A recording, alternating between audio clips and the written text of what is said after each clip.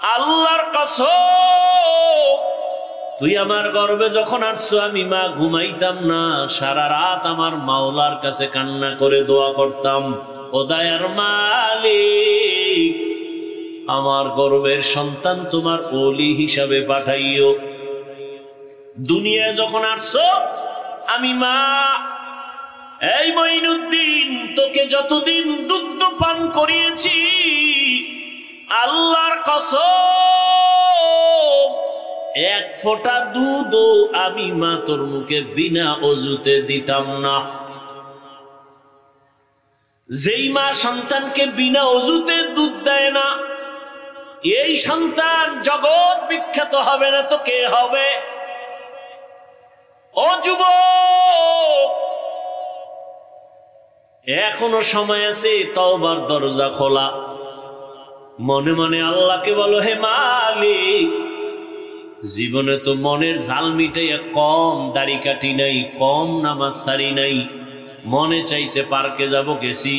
ও আল্লাহ, মনের শখ মিটাইয়া কত গুনাহ করেছি, আজকে থেকে তওবা করতেছি, আর দাড়ি কাটবো না, নামাজ ছাড়বো না, বেপরদায় চলবো না। মা বাবার দোয়া নিয়া, শিক্ষকের দোয়া নিয়া, উলামায়ে কেরামের দোয়া নিয়া, নবীর আদর্শ মেনে চলবো। আল্লাহর কাছে মন খুলে তওবা করো। আল্লাহ তওবার দরজা খুলে রাখছেন। ও আল্লাহ, কত বড় বড় বড় বড় নাফরমান গুনাহগারকেও তো তুমি ক্ষমা করেছো। আজ আমি তোমার দরবারের গুনাহগার ক্ষমা চাই। জীবনে গুনাহ তো কম করি নাই, হাতের গুনাহ, চোখের গুনাহ, জবানের গুনাহ, অন্তরের গুনাহ। ও আল্লাহ, আজকে থেকে গুনাহ মুক্ত হতে চাই। তুমি রিজিকের মালিক, তুমি সম্মানের মালিক, তুমি হায়াত দেয়ার মালিক। তোমার কলবের ভেতরে অহংকারের ময়লা, তোমার কলবের ভেতরে হিংসার ময়লা। নিজেরে বড় মনে করো, অন্যকে ছোট মনে করো, অন্যের ভালো পছন্দ করো না। নিজের ছেলে লেখাপড়া করে না এ নিয়ে ভাবো না, অন্যের ছেলে পাশ করলো, নাম্বার বেশি পেলো, মাথা গরম। আছে না নাই? কলবের ভেতরে তোমার হিংসার ময়লা, অহংকারের ময়লা, কলবের ভেতরে কিবিরের ময়লা, অহংকার, আমি ভালো, আমার সব ভালো। এই ময়লা সাফ করো। এই ময়লা সাফ করার জন্য হসপিটালে যাও, অপারেশন করো। এই ময়লা সাফ করার হসপিটাল হলো উলামায়ে আহলে হকের মজলিস। قال رسول الله صلى الله عليه وآله وسلم عليك بمجالسة العلماء واسمع كلام الحكماء فإن الله لا يحيي القلب الميت بنور الحكمة كما يحيي الأرض الميتة بوابل المطر। লুকমান হাকিম তার সন্তানকে উপদেশ দিতেছেন। রহমতের নবী সেই কথাটা সাহাবায়ে কেরামদেরকে রিপিট করতেছেন। নবী বলেন, লুকমান হাকিম তার সন্তানের বলে, উলামায়ে কেরামের মজলিসে বসবা, তাদের হিকমতপূর্ণ কথা শুনবা। লাভ হয় মুর্দা দিল জিন্দা হয়ে যাবে, মুর্দা দিল জিন্দা হয়ে যাবে, কলবটা পরিষ্কার হয়ে যাবে। আগুনের কাছে গেলে তোমার শরীরে আগুন না নিলেও গরম ভাব আসবে। আতরের দোকানে দাঁড়াইলে আতর কিনতে পারো, ভালো, পারো নাই, ফাও নাও, কয় ভালো, কয় ভাও দেয় না, তাহলে অন্তত ঘেরান পাইবা। ঠিক নেই? উলামায়ে কেরামের কাছে যাও, আল্লাহকে পাইবা। যদি আল্লাহকে অন্তত নাও পাও, আল্লাহ পাওয়ার ঠিকানাটা জানবা। কি? আল্লাহরে কোথায় পাওয়া যায়? আল্লাহ সম্পর্কে একটা তোমার ভেতরে পেরেশানি আসবে, ভাব আসবে, চিন্তা আসবে। উলামায়ে কেরামের মজলিস ছাড়া দিন বুঝার জানার কোনো পথ নাই। অতএব উলামায়ে কেরামের কাছে যাও, তাদের মাধ্যমে কলবকে তুমি জিন্দা বানাও। জমিনে সূর্যের গরম লেগে যেমন পুরাটা ফেটে যায়, হাত চাষাবাদ চলে না, ফসল উৎপাদনের ক্ষমতা হারিয়ে ফেলে, আবার আল্লাহর বৃষ্টি দিয়ে মুহূর্তে জমিনটা নরম হয়ে যায়, ফসল উৎপাদনের ক্ষমতা ফিরে পায়। গুনাহ করে যারা কলবটাকে ভেঙে ফেলেছো, উলামায়ে কেরামের কাছে যাও।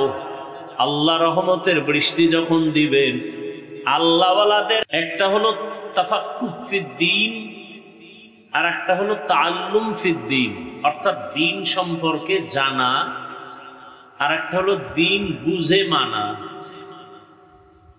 তাআল্লুম ফিদ্দীন আম, তাফাক্কুহ ফিদ্দীন খাস। অর্থাৎ দিন সম্পর্কে জ্ঞান অর্জনকারী বিধর্মীদের মধ্যেও আছে না নাই?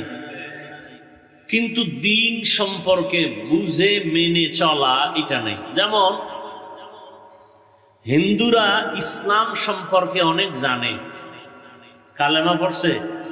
পড়ে না। কেন? তাআল্লুম ফিদ্দীন আছে, তাফাক্কুহ ফিদ্দীন নেই। মিথ্যা কথা বলা হারাম আমরা জানি না, জানার পরও আমরা বলি না। বলি কেন?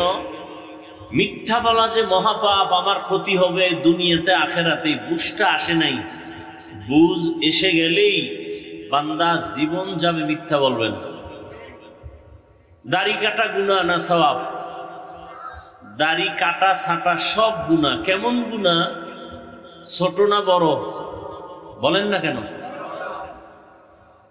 কেমন গুনাহ? 24টা ঘন্টার সেকেন্ডে অল টাইম কবিরা গুনাহ ফেরেশতারা লিখতেই থাকে অনবরত।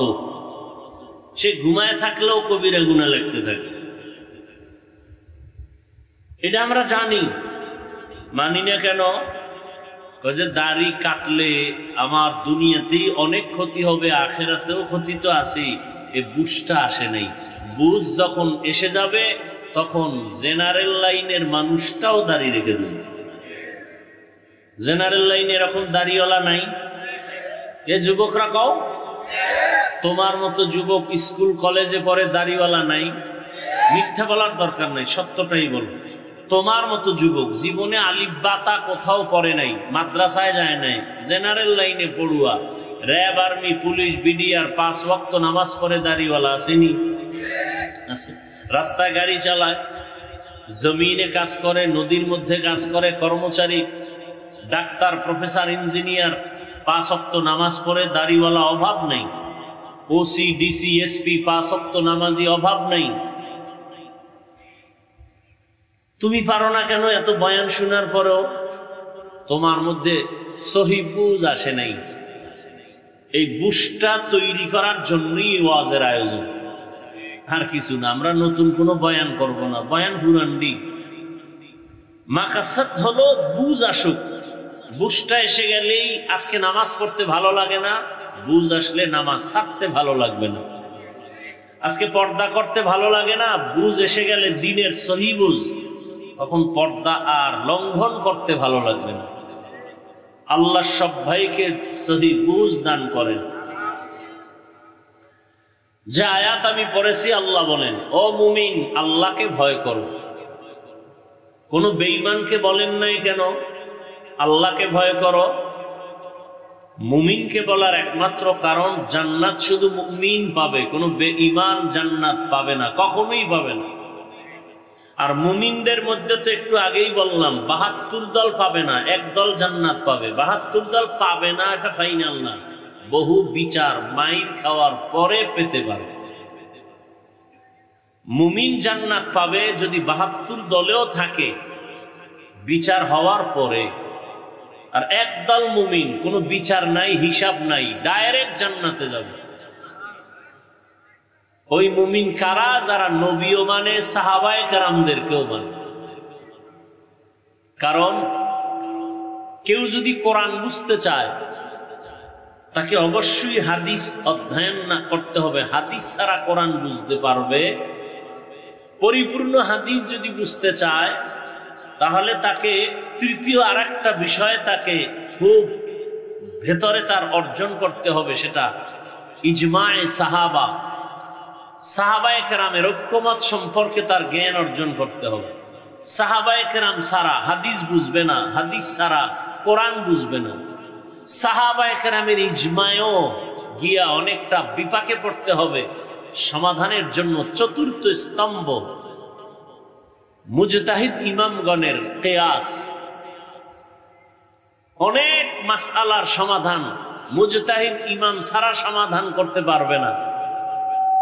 ইমাম বুখারী মুহাম্মদ ইবনে ইসমাঈল রাহমাতুল্লাহ আলাইহি তিনি একজন মুজতাহিদ ইমাম।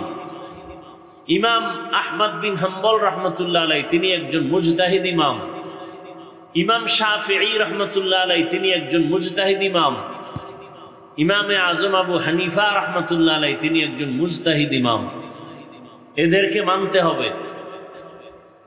সর্বশেষ কথা, আপনাকে কোরআন আর হাদিস বুঝতে হলে বর্তমান দুনিয়াতে 100 নয়, ওভার 100 উলামায়ে কেরামকে মানতে হবে।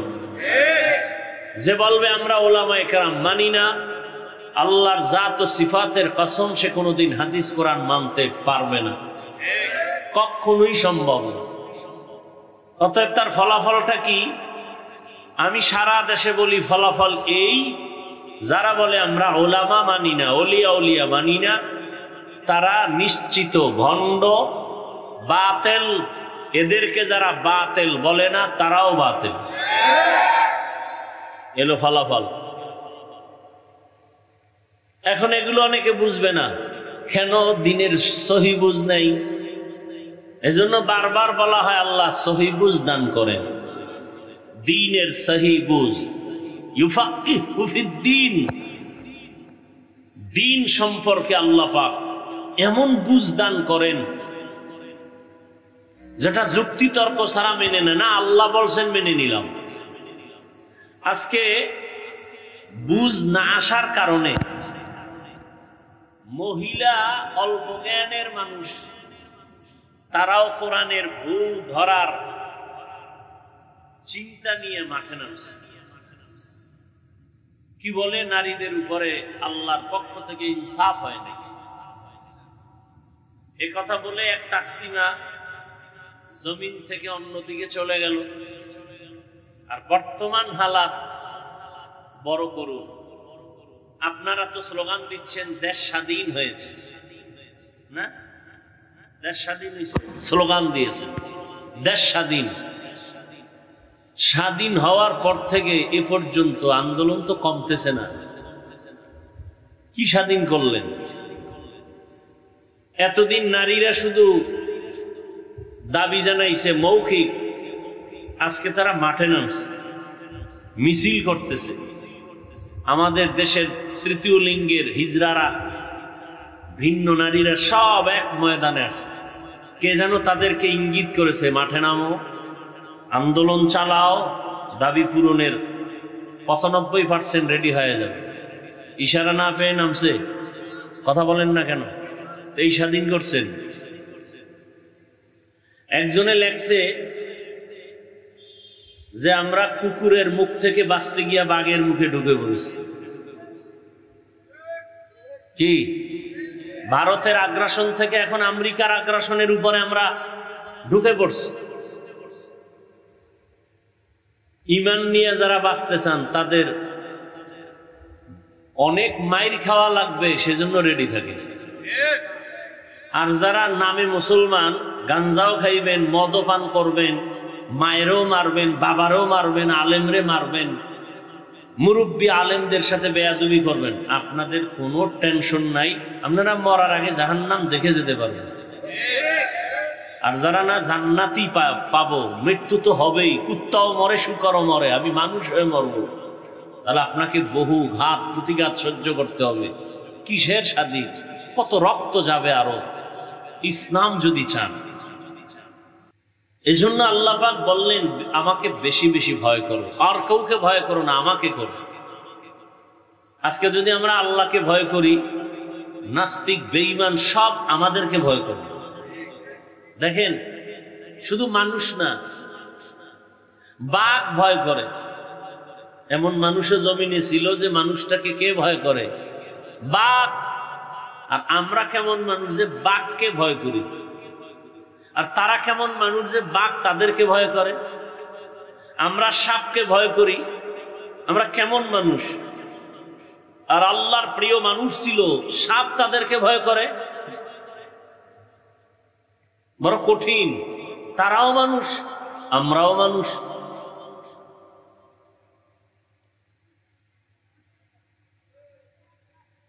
এগুলো আসছে শুধু আল্লাহর ভয় অন্তরে আসার কারণে। আল্লাহর ভয়ের নাম তাকওয়া। এটার দাম কত? রসুলের কোনো গুনাহ নাই, সেই রসুলকে আল্লাহ বলেন, নবী আপনি আমাকে ভয় করেন। ইয়া আইয়ুহান নাবিয়্যুত্তাকিল্লাহ ওয়া লা তুতি'ল কাফিরিন ওয়াল মুনাফিকিন। হে নবী, আমি আল্লাহকে আপনি ভয় করেন, কাফের মুনাফিকের অনুসরণ করবেন না। নবীকে আল্লাহ বলতেছেন ভয় করার জন্য। এখন আমি যদি আপনাদের জিজ্ঞাসা করি, আপনারা কি আল্লাহকে ভয় করেন? আমার থেকে আরো হাই আওয়াজ দিয়ে সবাই বলবে হ্যাঁ, আমরা অবশ্যই আল্লাহকে ভয় করি। অথচ এমন মুমিন আছেন আল্লাহকে ভয় করিয়া পরে বলেন আল্লাহকে ভয় করি, অথচ সুদের সাথে জড়িত। আল্লাহকে ভয় করেন, মিথ্যা বলেন। আল্লাহকে ভয় করেন, দোকানের মধ্যে লোন ছাড়া ব্যবসা চলে না। আমি 5 বেলার নামাজ পড়ি, আল্লাহকে ভয় করি। আপনি নামাজ বাদ দিই। আমি দাড়ি লম্বা করে বলি আমি আল্লাহকে ভয় করি। আপনি দাড়ি বাদ দিয়ে বলেন আল্লাহকে ভয় করি। আমি 5 ওয়াক্ত নামাজ ঠিক মতো আদায় করে বলি আল্লাহকে ভয় করি। আপনি নামাজ না পড়ে বলেন আল্লাহকে ভয় করি। আমি হালাল খানা খাইয়া বলি আল্লাহকে ভয় করি। আপনি হালাল বাদ দিয়ে চলেন আর বলেন আল্লাহকে ভয় করি। 2 ভয় কি সমান? মূলত আপনি ভয় করেন না। ভয় কি জিনিস? বলে একটা সন্তান মা বাবাকে ভয় করে। প্রমাণ? বলে মা বাবার সামনে একটা সন্তান অন্যায় করে না কেন? বলে শাস্তির ভয়। একটা ছাত্র শিক্ষকের ভয় করে। প্রমাণ? বলে শিক্ষকের সামনে ছাত্র অন্যায় করে না, শাস্তির ভয়। ঠিক এই জমিনে যেই মানুষ আমার আল্লাহকে আসলেই ভয় করবেন, ওই বান্দা গলায় ছুরি লাগাবে, দাড়ির মধ্যে অস্ত্র লাগাবে না। তাহলে বোঝা গেল আসলে ভয় আপনার আমার মধ্যে নাই। আর এই ভয়টা নাই, আবার মায়ের গর্ভ থেকে ভয় আনা যাবে না। ভয়টা অর্জন করতে হবে অন্যের থেকে। বলে কার থেকে অর্জন করব? লিকুল্লি শাইইন মাদিনুন ওয়া মাদিনুত তাকওয়া কুলুবুল আরিফিন। ভালো ভালো জিনিস রাখার গোডাউন আছে, তাকওয়ার গোডাউন হলো আল্লাহর প্রিয় বান্দাদের কলব। তাদের নজর লাগাও, নজর আসলেই তোমার কলবের মধ্যে তাকওয়ার পাওয়ার আসতে থাকবে। قال رسول الله صلى الله عليه وآله وسلم اتقوا فراسة المؤمن فإنه ينظر بنور الله। আল্লাহর প্রিয় বান্দাদের ফেরাসাতের পাওয়ার, এটাকে তোমরা ভয় করো। কারণ তারা অনেক কিছু দেখে, তুমি দেখো না। তারা কেমনে দেখে? চামড়ার চোখে বলে না।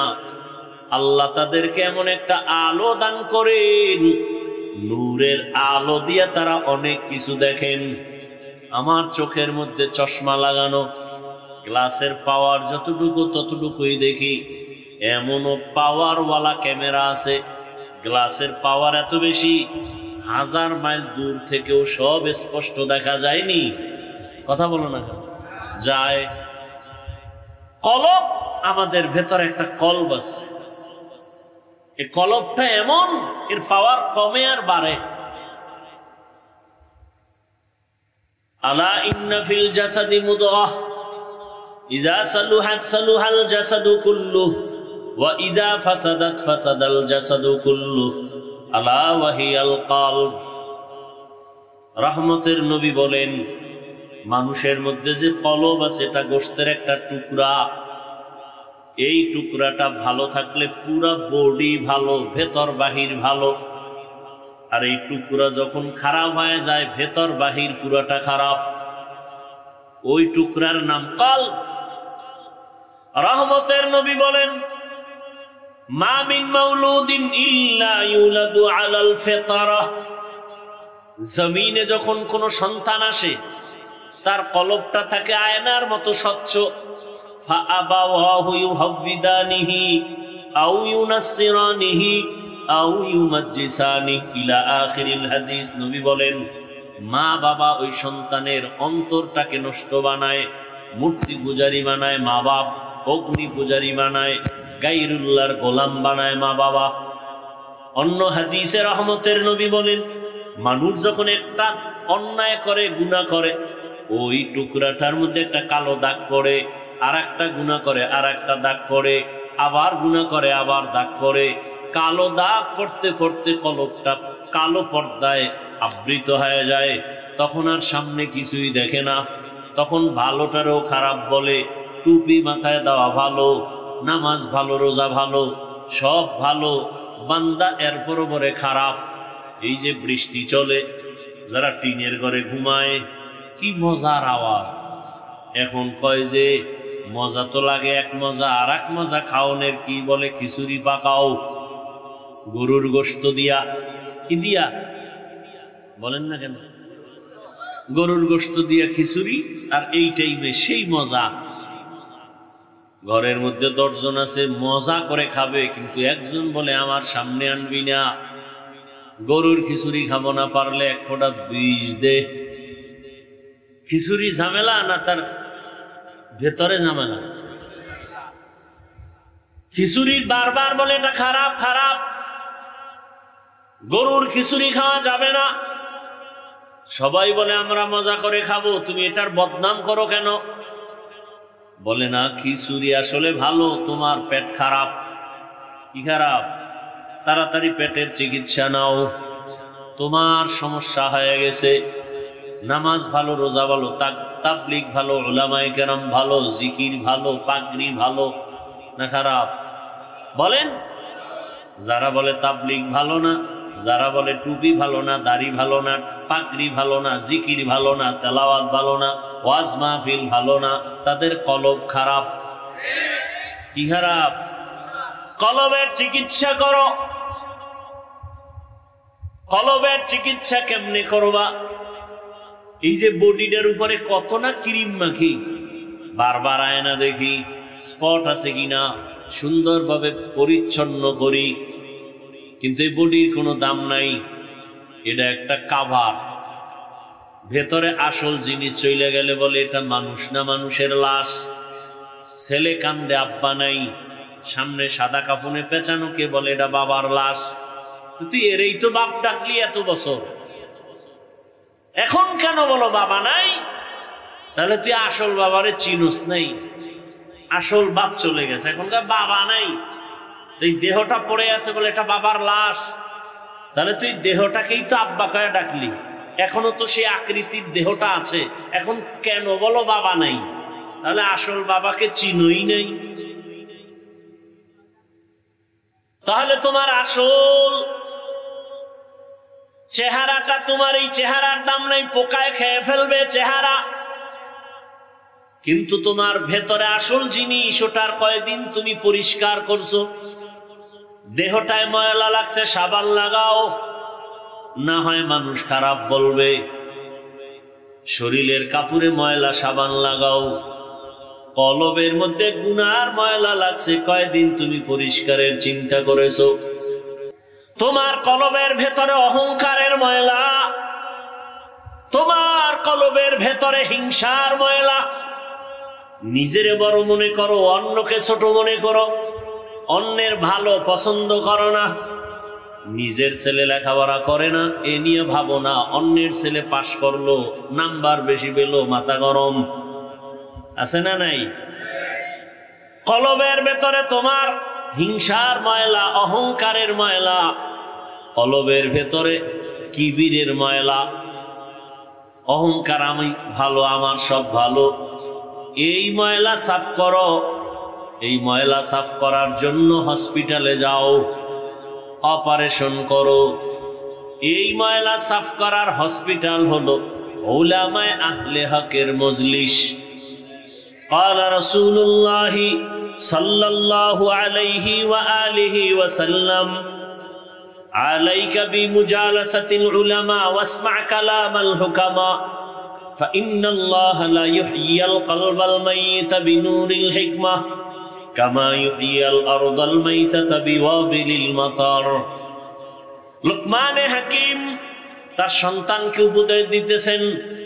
রহমতের নবী সেই কথাটা সাহাবায়ে কেরামদেরকে রিপিট করতেছেন। নবী বলেন, লুকমানে হাকিম তার সন্তানেরে বলে, ওলামায়ে কেরামের মজলিসে বসবা, তাদের হিকমতপূর্ণ কথা শুনবা, লাভ হয় মুর্দা দিল জিন্দা হয়ে যাবে, মুর্দা দিল জিন্দা হয়ে যাবে, কলবটা পরিষ্কার হয়ে যাবে। আগুনের কাছে গেলে তোমার শরীরে আগুন না নিলেও গরম ভাব আসবে। আতরের দোকানে দাঁড়াইলে আতর কিনতে পারো, ভালো পারো নাই ফাও নাও, কয় ভালো, কয় ভাও দেয় না, অন্তত ঘেরান পাইবা। ঠিক নেই? ওলামায়ে কেরামের কাছে যাও, আল্লাহকে পাইবা। যদি আল্লাহকে অন্তত নাও পাও, আল্লাহ পাওয়ার ঠিকানাটা জানবা। কি আল্লাহরে কোথায় পাওয়া যায়? আল্লাহ সম্পর্কে একটা তোমার ভেতরে পেরেশানি আসবে, ভাব আসবে, চিন্তা আসবে। ওলামায়ে কেরামের মজলিস ছাড়া দিন বুঝার জানার কোনো পথ নাই।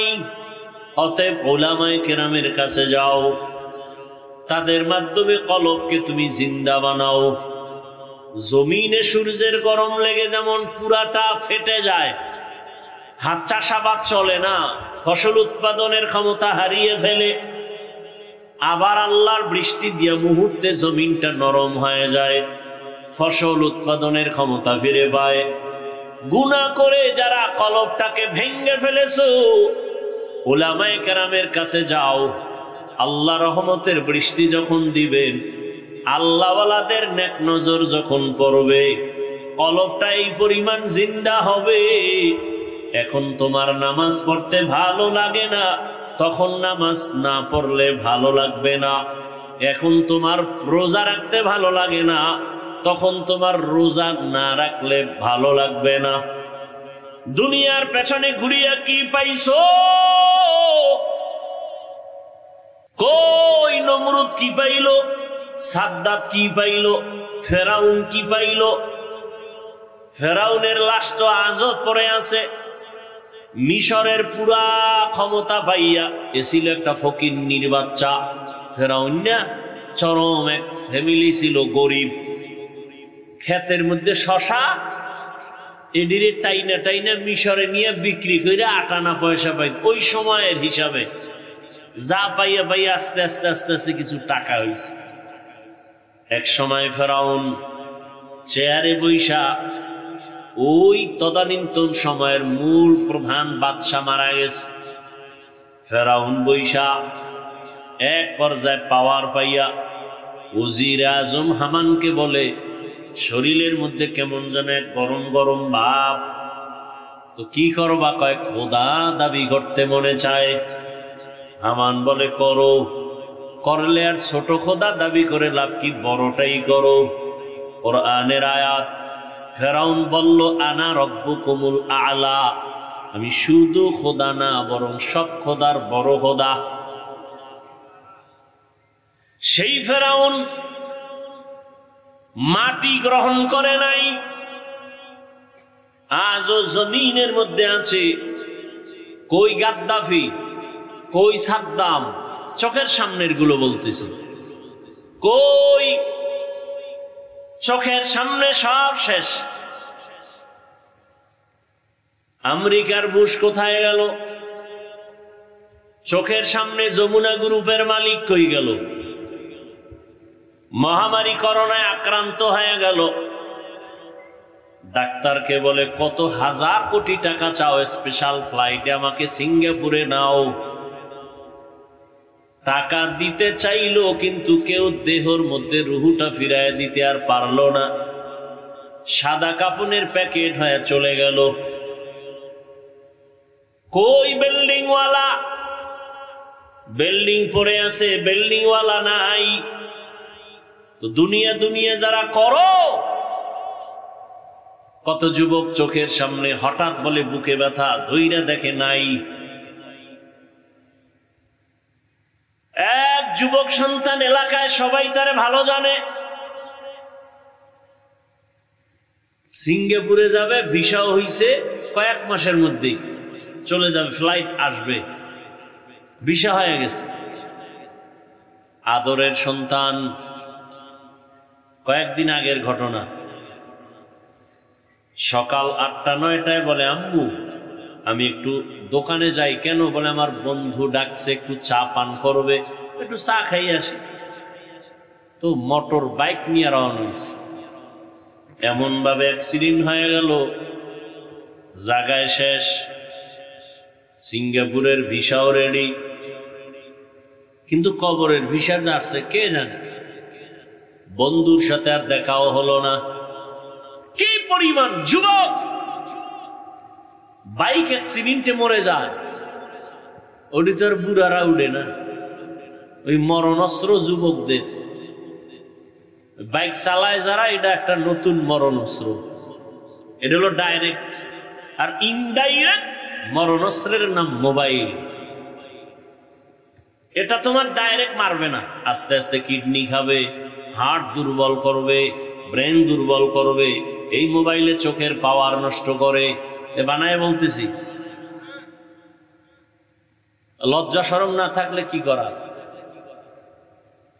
সারা রাত এই মোবাইলটা নিয়ে যারা চোখের জেনা করে, কানের জেনা, হাতের জেনা, জবানের জেনা, অন্তরের জেনা করে সারা রাত, এরে কি বয়ান দিলে বুঝে আসবে? বুঝে আসে না। ওই যে শুরুতেই বলছিলাম, বুঝ নাই।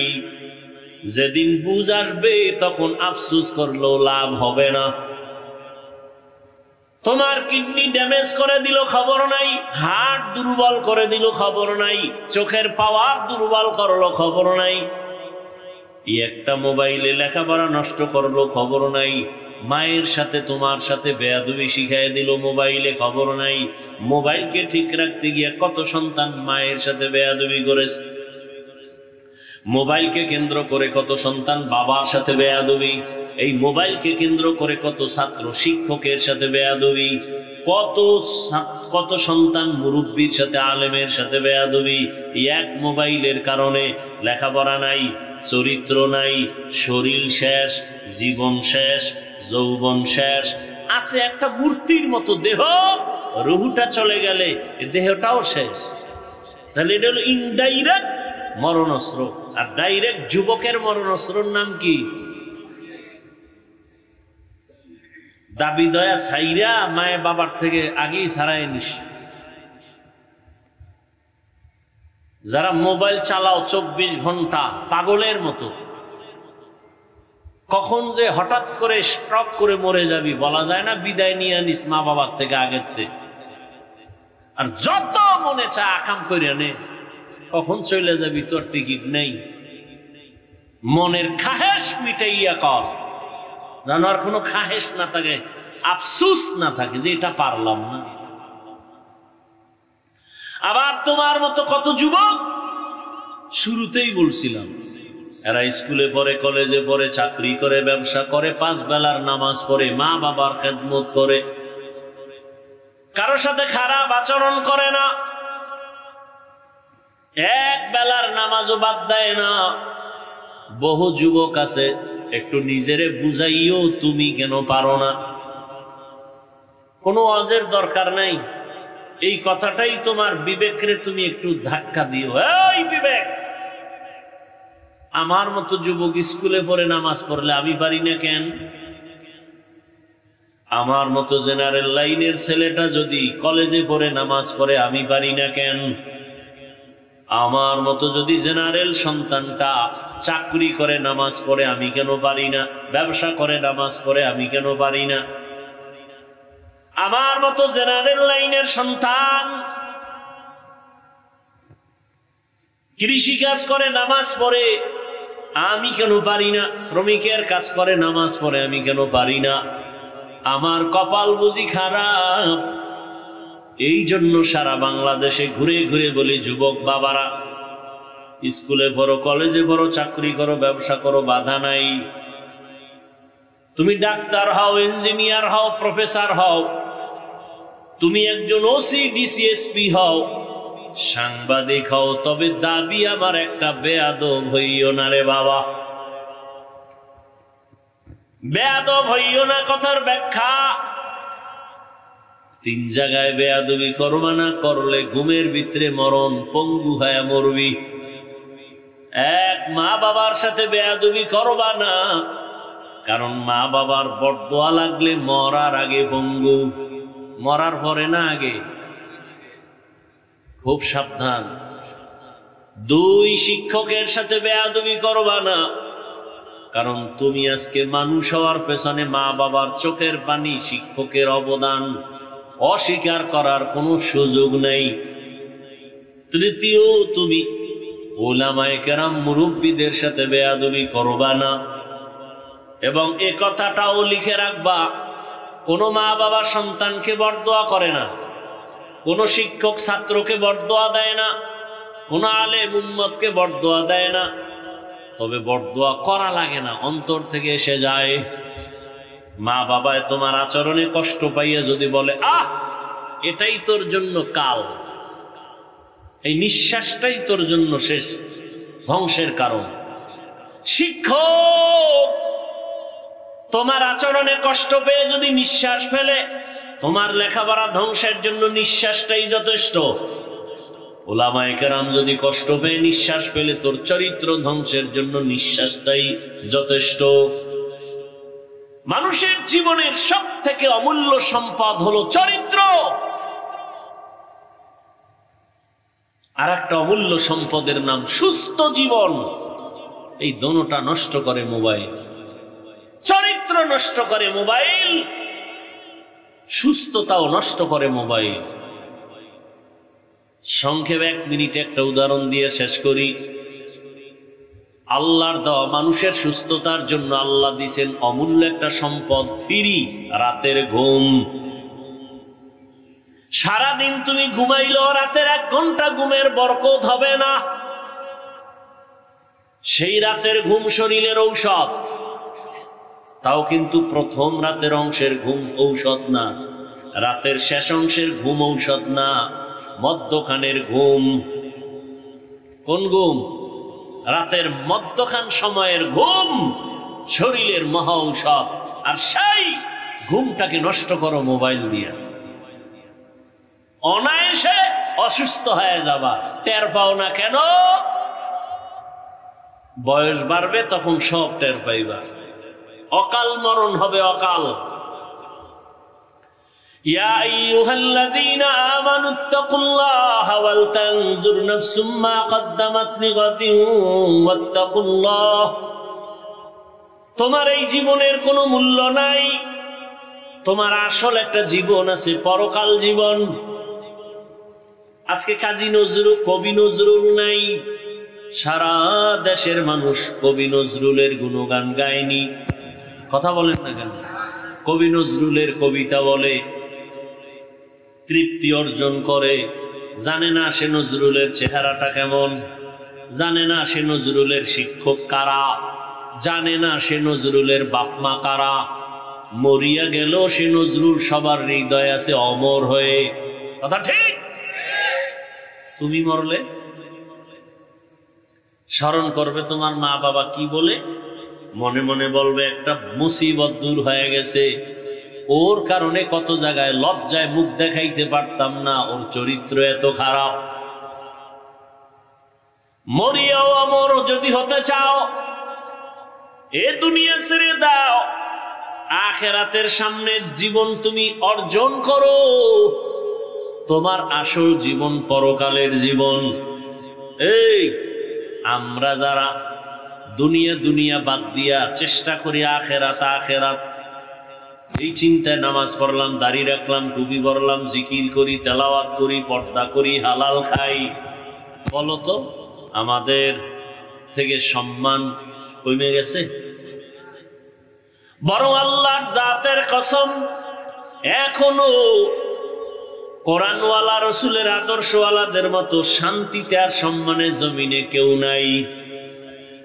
আর যারা আখিরাত বাদ দিয়া শুধু দুনিয়া দুনিয়া দুনিয়া দুনিয়া করে পাগলের মতো ঘুরছে, আজকে তারা দুনিয়াও পেল না, আখিরাত তো পাবেই না। কই দুনিয়া? কিচ্ছু নাই, শেষ।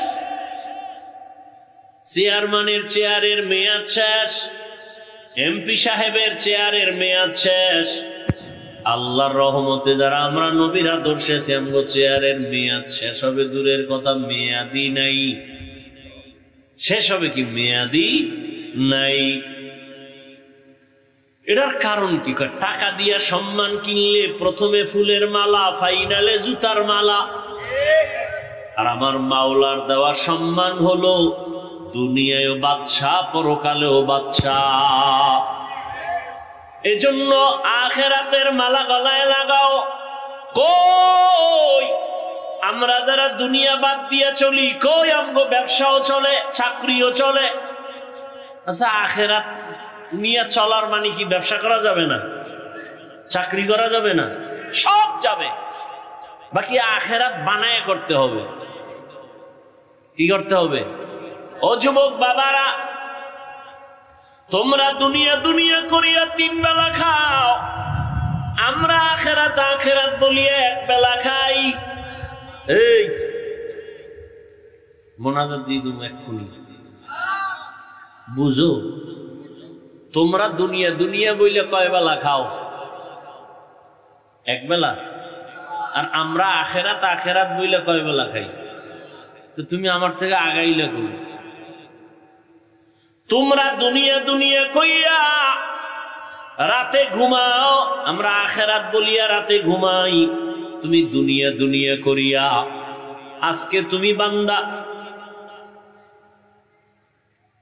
বিভিন্ন দেশে ঘুরো, আমরা আখিরাত আখিরাত বলিয়া আমরা দেশ বিদেশে ঘুরি। তোমরা দুনিয়া দুনিয়া করে চাকরি করো, ব্যবসা করো, বিয়া করো, আমরা আখিরাত আখিরাত করে ব্যবসাও করি, চাকরিও করি, বিয়া শাদিও। তোমাদেরও সন্তান আছে, আমাদেরও আছে। তাহলে তোমরা আগাইলা কোথায়? কই আমাদের তো খানা বন্ধ হয় নাই, ঘুম বন্ধ হয় নাই, চাকরি বন্ধ হয় নাই। হয়তো বা তোমাদের তুলনায় 10 তলা বিল্ডিং নাই, টাকার পাহাড় নাই, কিন্তু আমাদের কাছে যে সম্মান আছে এটা তোমাদের কাছে নাই। তাহলে আমরা আখিরাত বলতে গিয়ে তো কই দুনিয়াতে সম্মান কমে নাই, খানা বন্ধ হয় নাই। বরং তোমরা দুনিয়া দুনিয়া করি এক সময় বাড়ি কইরা বাড়ি বেচছো, বাড়ি থুইয়া পালান লাগছে, ঠিক না?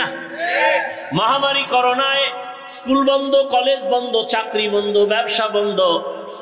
জানছুনি, খবর রাখছুনি যে একটা মাদ্রাসাও এ দেশে বন্ধ হয় নাই, কোন হুজুর না খাইয়া মরে নাই। মাস্ক পরছে, ট্রিপল মাস্ক, মরবে না করোনা, কিন্তু এই সময় মানুষ মরে নাই। বাবা মারা গেছে, ছেলেরা কাছে যায় না, করোনা। কিন্তু তাকাইয়া দেখছো ওই সময় আমার দেশের টুপিওয়ালারা শত শত করোনার লাশ হাত দিয়া ধইরা গোসল করাইয়া, কাফন পরাইয়া, জানাজা পড়াইয়া কবরে রাখছেন। একজন হুজুরেও করোনায় মরে নাই। আর তাহলে আমি দাড়ি কাটবো, এখন কাটবো, কোনো কথা নেই। নামাজ পড়লে ক্ষতি, বরং দাড়ি না রাখলে কি কি ক্ষতি? 1 নাম্বার, এই লেখা রাখ, ঘরের দরজায় টানায় রাখবি। দাড়ি কাটলে 1 নাম্বার ক্ষতি, যৌবন চলে যাবে। এই দাড়ি কামান্যার প্রবণতা যেদিন বাড়ছে সেদিন থেকে হারবাল কোম্পানিও বেড়ে গেছে। কারণ যৌবন নাই, হারবাল ছাড়া উপায় নাই। হাসিও না, খুব হিসাব করে কথা বলতেছি। তো কপাল পুরলে কি করার, ওই যে বুঝ নাই। 1 নাম্বার শাস্তি, দাড়ি কাটলে কি থাকবে না, 1 নাম্বার শাস্তি। আল্লাহ আমাদের হেদায়েত দান করুন। আরো কত কত এগুলো বলবো না। আল্লাহ যদি হেদায়েত দিব তো আমার সবাই জান্নাতে নেওয়া তো ফরজ না। দাওয়াত দিলাম, এটা আমার দায়িত্ব। মানবেন কিনা সে দায়িত্ব আপনার, বলবো কিনা সে দায়িত্ব আমার। কেমনে আর বুঝাবো? রসুলের আদর্শ থেকে আরো সুন্দর আদর্শ কারো কাছে আছে? থাকলে বলেন, আমি নবীরটা বাদ দিয়ে তাত্রা নিব। কেউ যদি বলতে পারেন হাফিজ ভাই নবীজির আদর্শ থেকে আর একটু সুন্দর আদর্শ হলো শেখ মুজিবুর রহমান সাহেবের ভেতরেরটা, নাউজুবিল্লাহ পরে খাও, কি কই এটা হলো? আমি নবীরটা বাদ দিয়া শেখ মুজিবেরটা নিব। খুব খেয়াল করো। কেউ যদি বলতে পারো নাগরপুরের জমিনে দাঁড়াইয়া নবী মুহাম্মদের আদর্শ থেকে একটু ভালো জিয়াউর রহমান সাহেবের আদর্শ, আমি নবীরটা বাদ দিয়া খোদার কসম জিয়াউর রহমানেরটা নিব, সাহস আসেনি বলার মতো? তাহলে শুনে নাও আমার থেকে, জিয়াউর রহমান বুঝি না, শেখ মুজিব বুঝি না, দুনিয়ার সব মানুষের আদর্শ না পাক, একমাত্র রসুলের আদর্শই হলো পাক। দুনিয়ার সব মানুষের বানানো আদর্শ, আব্রাহাম লিঙ্কনের আদর্শ, মাও সেতুনের আদর্শ, লেনিনের আদর্শ, কার্ল মার্ক্সের আদর্শ, সব না পাক। গণতন্ত্র, নারী পুরুষ সমান অধিকার, হ্যাঁ সমান অধিকার নারী পুরুষ, কি বুঝাইতে চায়? সহজটা বুঝাইলেই তো, উল্টাটা বুঝে কি? পুরুষ যেমন 4 বিয়ে করতে পারবে, নারীও 4 স্বামী রাখবে। তাসলিমা নাসরিন বলছিল, আমার পেট আমার শরীরের অংশ, আমার পেটে বাচ্চা নিব যেখান থেকে মনে চায় সেখান থেকে, একজন স্বামী আমাকে বাচ্চা দিবে এটা হতে পারে না। এটা কেমন পেট? আমগো দেশের কুকুর নিয়ে আছে, যেখান থেকে মনে চায় সেখান থেকে বাচ্চা নেয়। এই পেট মানুষের না কুত্তির? এই কুকুরনির পেট। এটা জানোয়ারের পেট হতে পারে, পশুর হতে পারে, মানুষের হতে পারে না। তাসলিমা পশু না মানুষ? মানুষ। কেমন মানুষ? MBBS doctor. কি ডাক্তার? এমবিবিএস ডাক্তার হইয়া কেন এমন পশুত্বের আওয়াজ? একমাত্র কারণ হলো তাফাক্কুহ ফিদ্দীন নাই, দিনের বুঝ নাই। আর দিনের বুঝ না থাকার কারণ হলো কোরআনের আলোর সাথে তার কোনো সম্পর্ক নাই। ঢাকা কলেজের প্রফেসর আহমদ শরীফ, সে বলে আমি মরণ বিশ্বাস করি না, কবর বিশ্বাস করি না। ছেলে মেয়েরে বলে গেল আমি মরলে মানে কবর টবর দিবি না। ঠিকই কপাল খুলে গেছে ফেরাউনের মতো, ওর আর কবর টবর হয় নাই। ছেলে মেয়েরা বাবার দেহটাকে হসপিটালে দান করে দিয়েছে, দেহ দান, আর আর কবর হয় নাই। তো কেমন সান কপাল যে মাইয়া বলারা যে একটু যাই কবরের পাশে দাঁড়াবে, কবরও নাই। ও আমার বাবারা, তাহলে পুরো বয়ান মনে রাখতে পারবা না, 2-3টা কথা মনে রাখো। এক, তোমরা দুনিয়া দুনিয়া কইরা কত উপরে গেছো, আর আমরা আখেরাত কইরা কইরা কত নিচে নামছি। হিসাব মিলাবা, এটা হিসাব মিলা একটা লাইনে যাও। নাম্বার 2, তোমার মতো জেনারেল লাইনের মানুষগুলো যদি জেনারেল পথে থাইকা 5 ওয়াক্ত নামাজ পড়ে, তুমি পারো না কেন? এটাও তুমি মিলাও। 2, 3 নম্বরে মদিনা বলা নবীর আদর্শ থেকে যদি আরো ভালো আদর্শ থাকে দেখাও, আমরা নিব। কিন্তু আজও পর্যন্ত কেউ প্রমাণ করতে পারে নাই। আজকে যদি নবীর আদর্শ মতে জমিন চলতো, দুনিয়ায় মরার আগে মানুষ বেহেশত দেখা যাইতো। নবীর আদর্শ কত সুন্দর, কাউকে গালি দেওয়া যাবে না, মিথ্যা বলা যাবে না, কারো হক নষ্ট করা যাবে না। নবী কেমন কেমন নবী, কেমন আদর্শের নবী আমার। শুধু মানুষ সামনে আসতেছে কোরবানি, নবীর আদর্শ কেমন? একটা পশু জবাই করতে গিয়া আর একটা পশুর সামনে কইরো না, ওই পশু কষ্ট পাবে। কারণ একটা পশুর কষ্ট ইসলাম বরদাস্ত করে না, সেখানে মানুষের কষ্ট কেন ইসলাম সমর্থন করবে? একমাত্র রসুল বলেছেন, আল মুসলিমু মান সালিম আল মুসলিমুনা মিন লিসানিহি ওয়া ইয়াদিহি। খাঁটি মুসলমান ওই ব্যক্তি যার হাত আর জবান দ্বারা অন্য কষ্ট পায় না। একজনকে কথা দিয়ে কষ্ট দেওয়া হারাম, কাজের দ্বারা কষ্ট দেওয়া হারাম।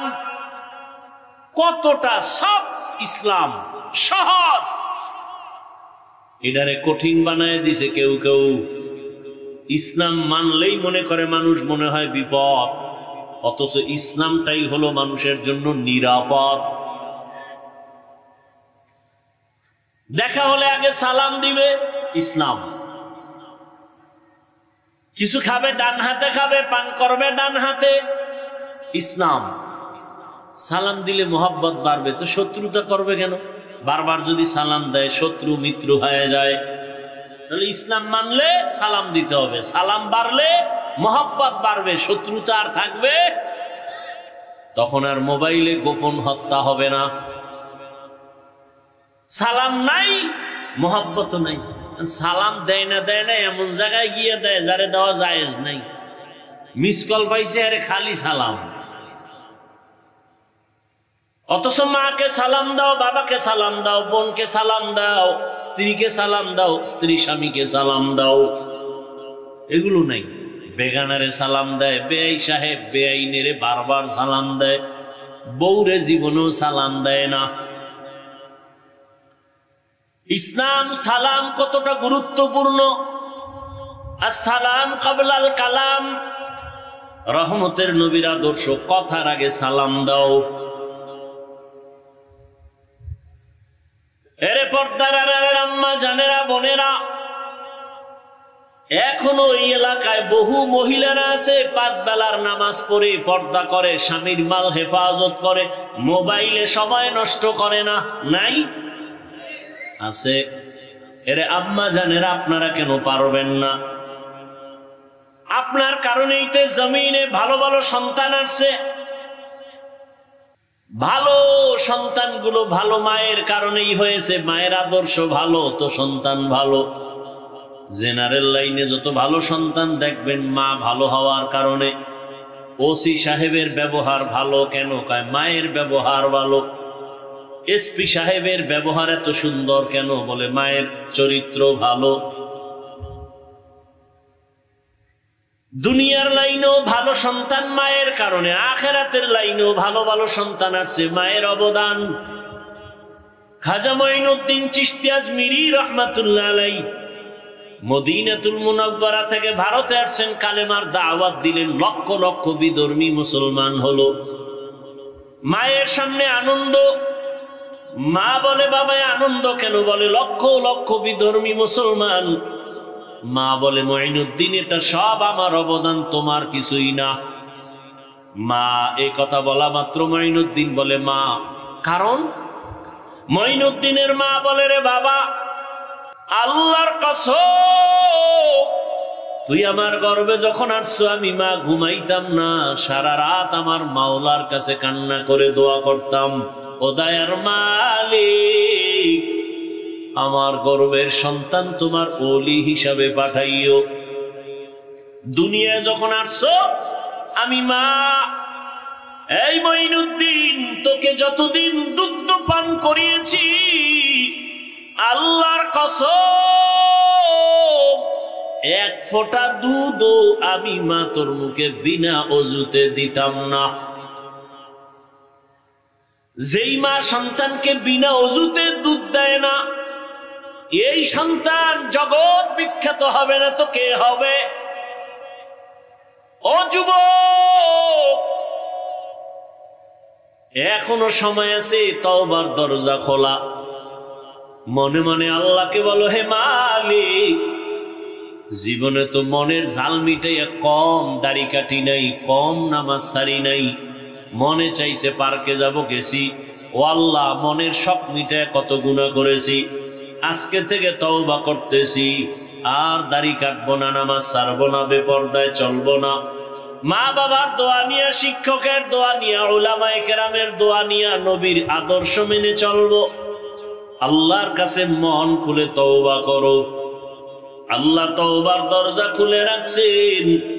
ও আল্লাহ, কত বড় বড় বড় বড় নাফরমান গুনাহগারকেও তো তুমি ক্ষমা করেছো। আজ আমি তোমার দরবারের গুনাহগার ক্ষমা চাই। জীবনে গুনাহ তো কম করি নাই, হাতের গুনাহ, চোখের গুনাহ, জবানের গুনাহ, অন্তরের গুনাহ। ও আল্লাহ, আজকে থেকে গুনাহ মুক্ত হতে চাই। তুমি রিজিকের মালিক, তুমি সম্মানের মালিক, তুমি হায়াত দেয়ার মালিক। ও আল্লাহ, আজকে থেকে তওবা করলাম, আর তোমার নাফরমানি করব না। মা বাবার দোয়া নিয়ে চলবো, উলামায়ে কেরামের পরামর্শ নিয়ে চলবো, শিক্ষকের দোয়া নিয়ে, নবীজির আদর্শ মেনে চলবো। অন্তরে যদি তওবার নিয়ত থাকে আল্লাহ পাক মুহূর্তে তোমাকে কবুল করে নিবেন। জানি না কার অন্তর তৈরি হবে, জানা নাই। আল্লাহ সবাইকে খাঁটি তওবাওয়ালা জিন্দেগি দান করেন, নবীর খাঁটি আদর্শওয়ালা জীবন আমাদের দান করেন। আলহামদুলিল্লাহি রাব্বিল আলামিন, ওয়াসসালাতু ওয়াসসালামু আলা সাইয়্যিদিল আম্বিয়া ওয়াল মুরসালিন ওয়া আলা আলিহি ওয়া আসহাবিহি আজমাইন। ইয়া আরহামার রাহিমিন, ইয়া আরহামার রাহিমিন, ইয়া আরহামার রাহিমিন। রব্বিরহামহুমা কামা রব্বায়ানি সগীরা। আল্লাহুম্মা ইন্নাকা আফুউন কারীম তুহিব্বুল আফওয়া ফা'ফু আন্না। আল্লাহুম্মা ইন্না নাসআলুকা রিযাকা ওয়াল জান্নাহ ওয়া নাউযু বিকা মিন সাখাতিকা ওয়ান নার। اللهم إنا نعوذ بك من البرص والجنون والجذام وسيء الأسقام। يا الله আপনি আমাদের মাফ করে দেন। আল্লাহ আয়োজন কবুল করে নেন। সার্বিক সহযোগিতা মেহনত যারা করেছেন কবুল করে নেন। এলাকায় শান্তি দান করেন।